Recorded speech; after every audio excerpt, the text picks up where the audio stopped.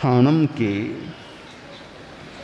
तीसरे स्थान में कहा गया है, शेणम भन्ते बोदाने किंग फले अकिरीय फले।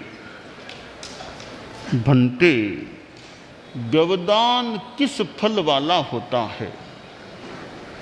अक्रिया फल वाला होता है। श्रवण माहन यानी साधु की पर्युपासना करने से लाभों की श्रृंखला बताई गई है।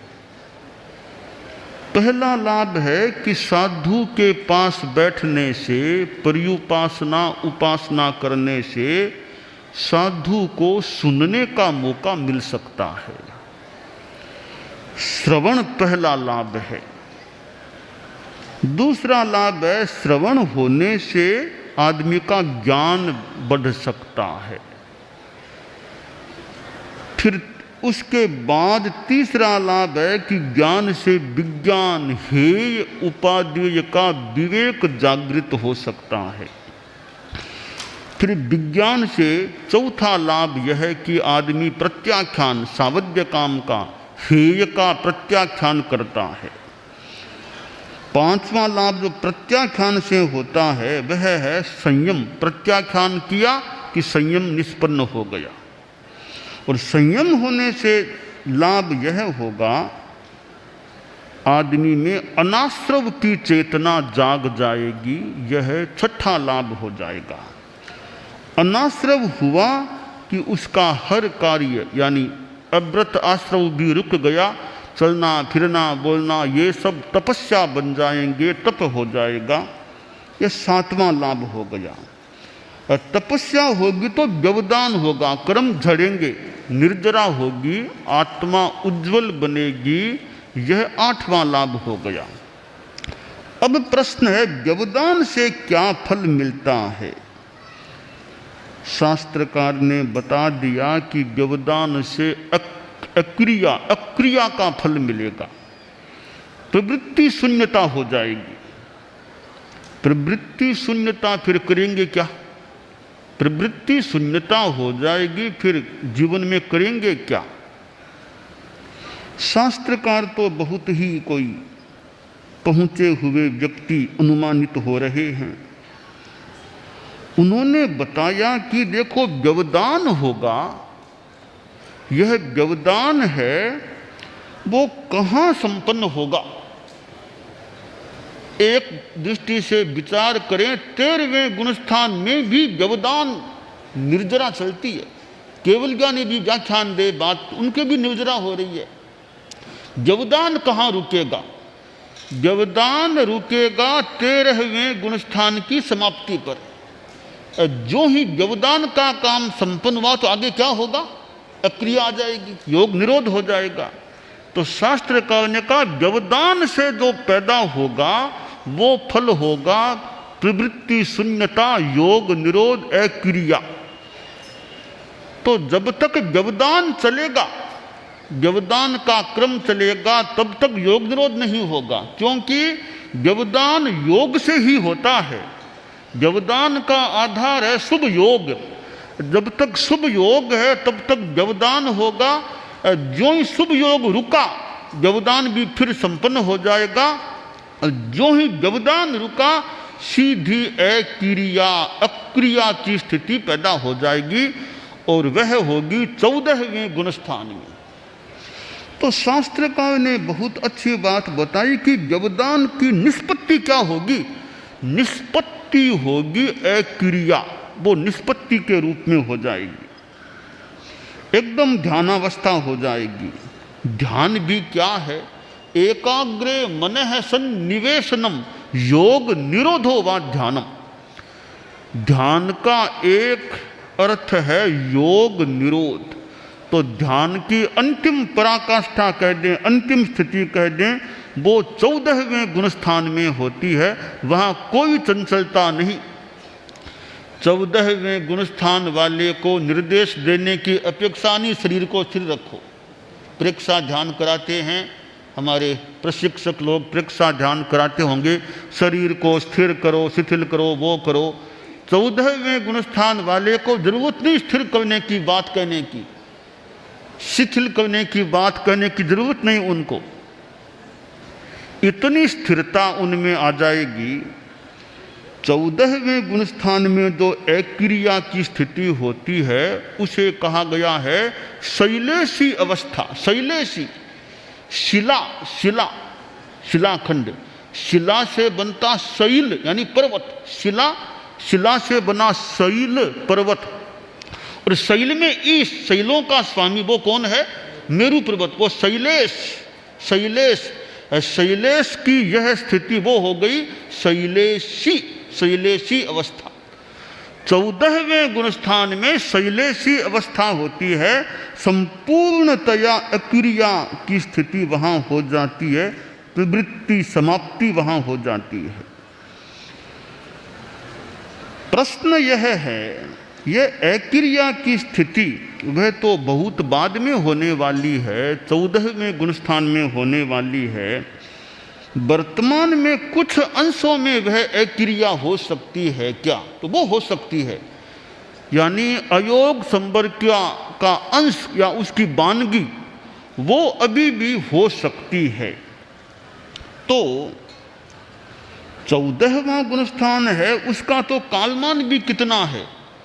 5 रस्वाक्षर का उच्चारण काल, ए ई उ री लृ, बस खत्म 14वां गुणस्थान। यानी कोई अनुमान लगाएं तो भूल न हो तो 1.5-2 सेकंड बहुत है, लगभग 14वें गुणस्थान की स्थिति 1.5-2 सेकंड काफी है संभवतः, ज्यादा कालमान नहीं। उसके बाद तो बस मोक्ष तैयार है, आत्मा मोक्ष में चली जाती है। वर्तमान में भी अक्रिया का कुछ प्रयोग हम कर सकते हैं। प्रेक्षा ध्यान साधना में कायोत्सर्ग का प्रयोग चलता है, शरीर को स्थिर कर लें, शिथिल कर लें, मन का भी संयम, वाणी से मौन, तो वह भी अंश रूप में एक अक्रिया की स्थिति हो सकती है। आदमी को अपने जीवन में अक्रिया का भी प्रयोग करना चाहिए। एक सिद्धांत है, एक समय में एक ही योग होता है, एक समय में 2 योग नहीं हो सकते, एक ही होता है, या मन या वचन या काय। यह बहुत एक सूक्ष्म समय की बात है। हम थोड़ा सा व्यावहारिक रूप में विचार करें, एक योग होना अच्छा भी है। बहुत स्थितियों में एक समय में एक योग, वह तो सिद्धांत की बात है, सूक्ष्म बात है। थोड़ी स्थूल बात हम करें, एक समय में एक योग। मेरे सामने बच्चे बैठे हैं, ज्ञानशाला से जुड़े हो सकेंगे, हमारे छोटे संत भी हैं। खैर संत तो हमारे त्यागी हैं, ये भी हमारे छोटे संत भी तो ज्ञानशाला नहीं तो कुछ भी कह दें, हमारी शाला के ये जो भी हैं, ज्ञानार्थी कह दें, अध्ययनार्थी कह दें, शैक्ष मुनि जो भी कह दें हैं, ये बच्चे हैं और भी लोग हैं। एक साथ 2 काम न हो सामान्य रूप में, जैसे टेलीविजन देखा जा रहा है, साथ में खाना भी खाया जा रहा है, तो 2 काम साथ में हो गए ना। 2 काम साथ न हो तो अच्छा। जब टेलीविजन देखना है तो भोजन नहीं करना चाहिए, भोजन करना है, भोजन के दौरान टीवी नहीं देखना चाहिए। एक साथ 2 काम, एक सूत्र बना लो, एक साथ 2 काम नहीं, सामान्यतया एक साथ 2 नहीं, एक समय में एक ही रहे। 2 काम साथ नहीं करना सामान्यतया अच्छा होता है। तो जब खाना है तो टीवी मत देखो, टीवी देखना है तो खाना मत खाओ, दोनों काम साथ नहीं होने चाहिए। हम भोजन करते हैं, अब भोजन किया जा रहा है, उसी समय अखबार भी पढ़ा जा रहा है, ऐसा नहीं होना चाहिए। यानी एक कोई नियम की बात नहीं, एक विचार की बात है कि भोजन भी करे साथ में अखबार भी पढ़े, ये 2 काम हो गए। 2 काम हमारे संत लोग भी ध्यान दे सकते हैं कि ये एक चिंतन की बात ही है कि भोजन के समय अखबार नहीं पढ़ना चाहिए। अब मेरे पास तो कोई आहार के समय आए कि मैं अखबार सुना दूं आपको, मुझे नहीं चाहिए अखबार, भोजन आराम से करने दो मुझे, बीच में अखबार मत लाओ मेरे सामने। भोजन के समय कोई अखबार सुनाना चाहे, कोई कहानी सुनाना चाहे कि वह सुना दूं, तो वर्तमान में मुझे वह पसंद ही नहीं है। भोजन के समय अखबार सुनना और कोई चीज़ सुनना, कोई कहानी सुनना, भोजन में एक काम बस आराम से भोजन करें, शांति से भोजन करें, बीच में दूसरा काम यथासंभव सामान्यतया नहीं होना चाहिए। यह भी एक क्रिया का एक छोटा सा प्रयोग है। शास्त्रकार ने जो कहा व्यवधान से अक्रिया का फल है, हम व्यवहार में इस रूप में अक्रिया करें, एक साथ दो काम नहीं। उसी प्रकार चलते समय बोलना नहीं, बोलते समय चलना नहीं, एक साथ दो क्रियाएं नहीं। जब साधु को चलना है तो बोलना नहीं चाहिए सामान्यतया, बोलना तब चलना नहीं चाहिए। एक काम करें, दो काम साथ न करें। और मैंने एक बार सुना था, कोई थोड़ी सी बात यह है कि दो काम कैसे, एक आदमी था मेरा सुना हुआ है कि वह दो काम कैसे करता कि अखबार पढ़ना होता तो वह सोचता लेट्रिन में अखबार पढ़ लूँगा मैं, तो वह लेट्रिन में अखबार साथ में ले जाता कि लेट्रिन भी काम होता रहेगा, अखबार भी उसी टाइम पढ़ लूँगा।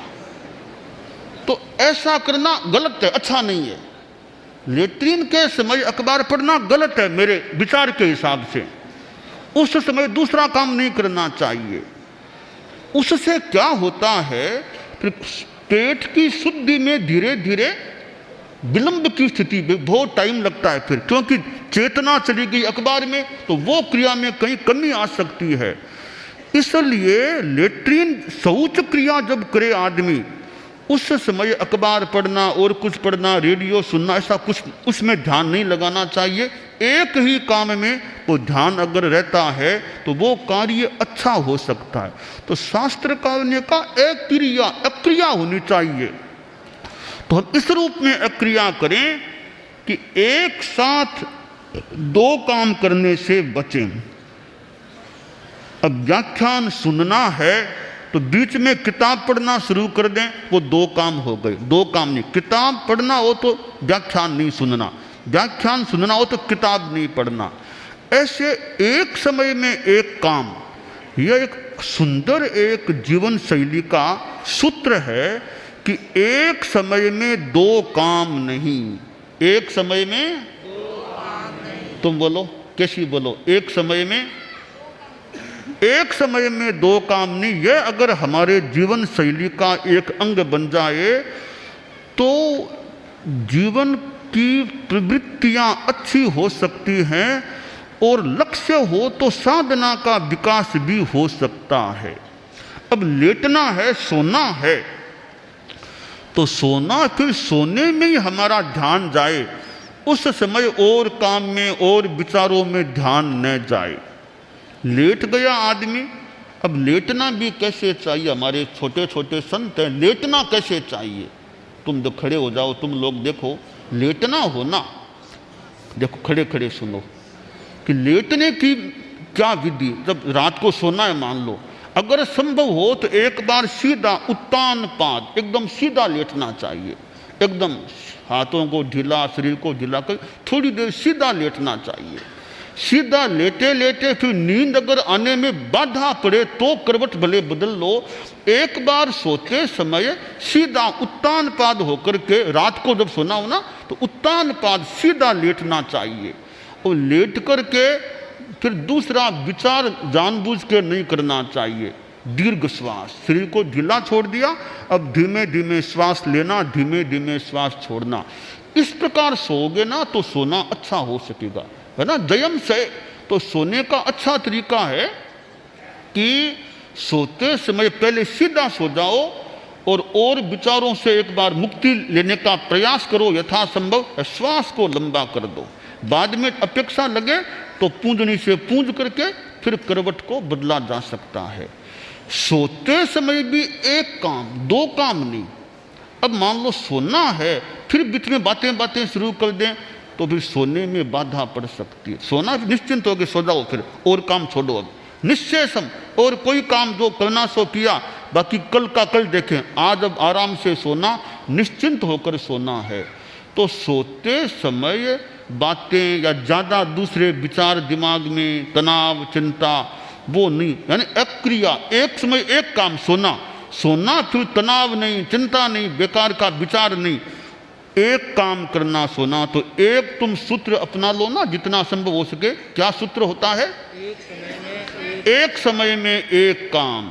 बोलो, एक समय में एक काम, एक समय में एक काम, एक समय में एक काम। यह एक अपना लो ना। अच्छा, एक समय में एक काम करना चाहिए, एक साथ सामान्यतया ज़्यादा अनेक काम नहीं करने चाहिए।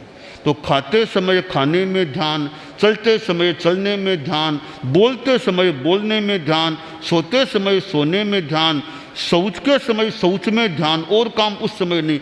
ये एक जीवन का हमारा सूत्र बन जाए, एक समय में एक काम। उससे हमारी साधना भी अच्छी बढ़ सकेगी, एकाग्रता अच्छी हो सकेगी, और हमारा स्वास्थ्य आदि आदि का क्रम भी जीवन का अच्छा रह सकेगा। तो हमारी जीवन, मेरे सामने छोटे ज्ञानशाला आदि के बच्चे भी हैं और लोग भी हैं, यह संस्कार आ जाए, एक समय में एक काम। खाना है तो टीवी नहीं देखना चाहिए, जब टीवी देखना तब खाना नहीं चाहिए।